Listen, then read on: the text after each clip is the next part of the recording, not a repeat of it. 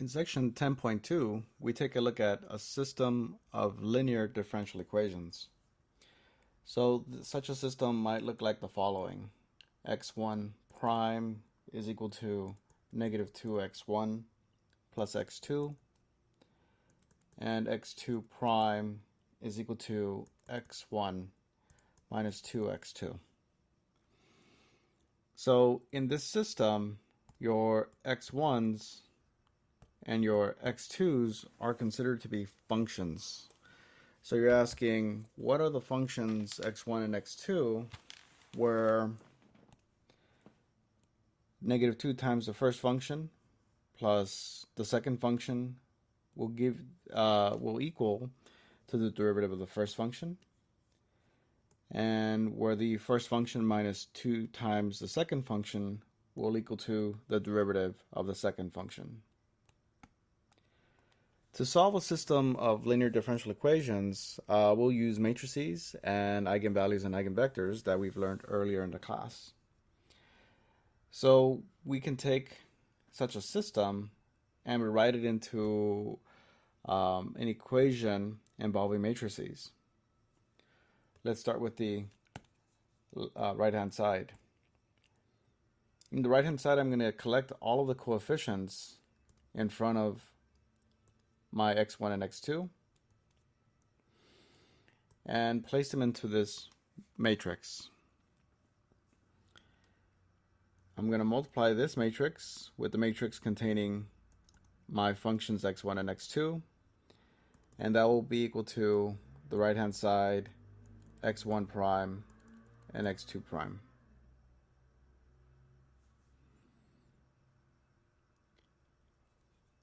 So this equation can often be rewritten in a more compact way.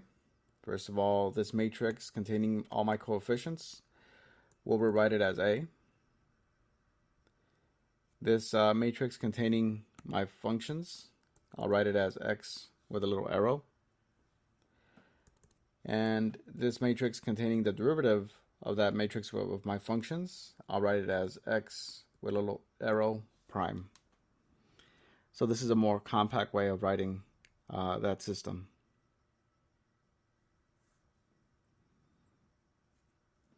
First of all, let me talk about sort of the relationship between these two. Let me just give you a hypothetical. Let's say that X is a matrix containing functions. Let's say that one of the functions is e to the 2t, and another function is a sine of 3t. Then X prime is going to be the 2 by 1 matrix containing the derivatives of these elements. The derivative of e to the 2t is 2e to the 2t. The derivative of sine of 3t is cosine 3t times 3. Okay, so this is sort of a hypothetical combination of x and x prime. So that's what's going on between these two elements.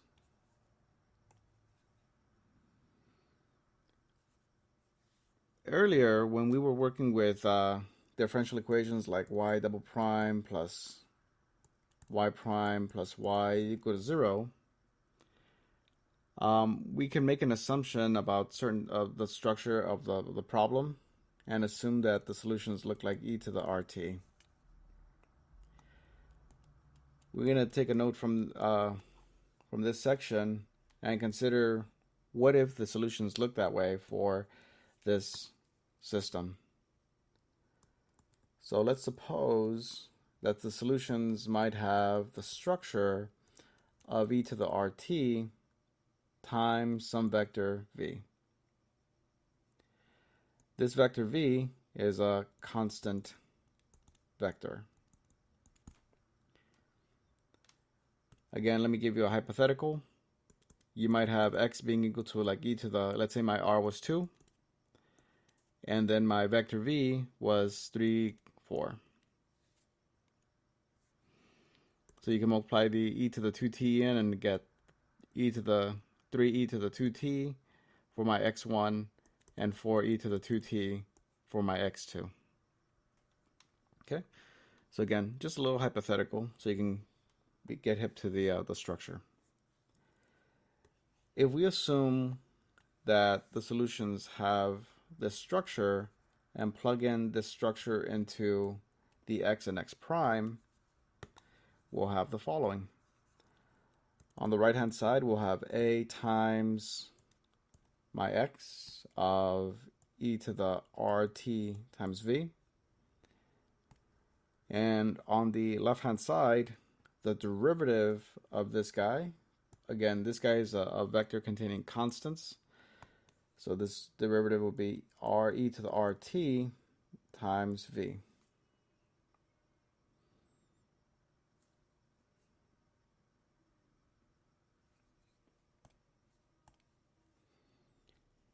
Here, you could imagine you factor out the e to the rt out and leave behind rv. And from the right-hand side, you can factor that e to the rt out and have left behind av. You could divide both sides by e to the rt and have left behind rv equals av.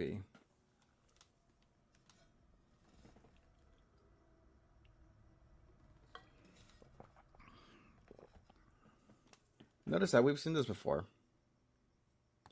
This looks a lot like AV is equal to lambda V. This is what we came across when we were doing eigenvalues and eigenvectors.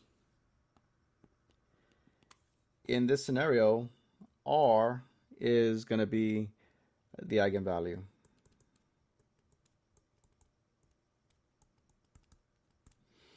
So again, just to remind ourselves what an eigenvalue is, these are the values that make this equation have solutions for the V that are not zero.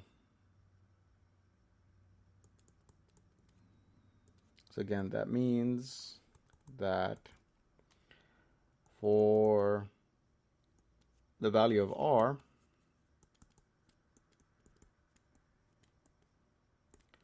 there are non-zero vectors V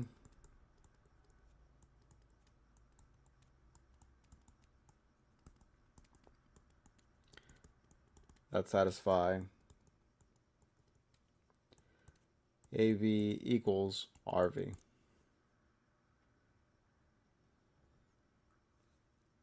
And the vectors V will be called the eigenvectors.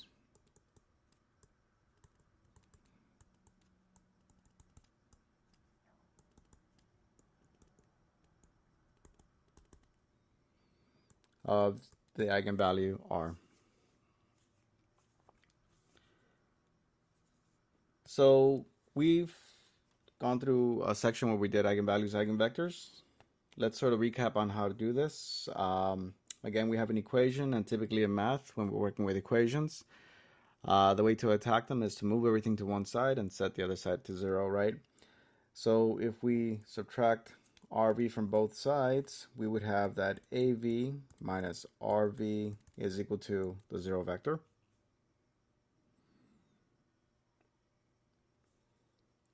If I factor out the V, keep in mind that you need this I there to make sure that the structures are, proper, and you'll have that equal to zero. And the only way that you're going to get non-zero vectors to solve this equation is if the determinant of this matrix is equal to zero. So again, if the determinant of A minus Ri is equal to zero, then we will have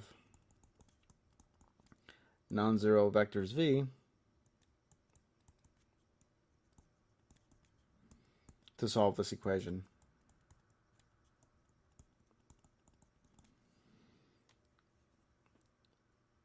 And this determinant, A minus Ri, is going to be a polynomial of degree. If you have a 2 by 2 matrix, then this polynomial will be of degree 2. If you have a 3 by 3 matrix for your A, this guy will be of degree 3. If you have A being an n by n matrix, then your polynomial will be of degree n. And again, this is what we call the characteristic polynomial.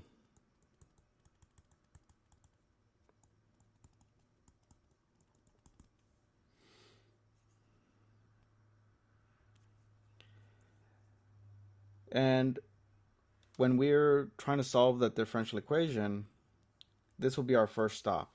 We'll compute the determinant of this matrix. We'll set it equal to 0.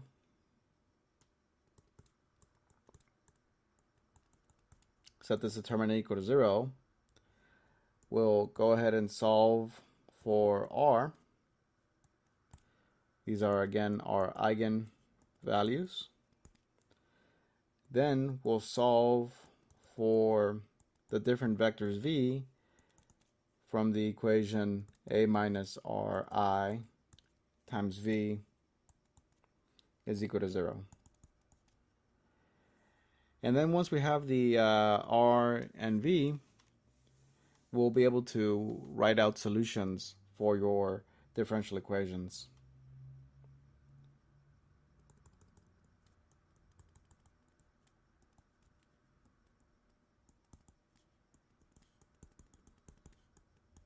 So once we have the r and v, the solutions again will look like e to the rt times v, and we will have the value of r and we will have the value of v, so we can simply place them in there and get the values of your solution.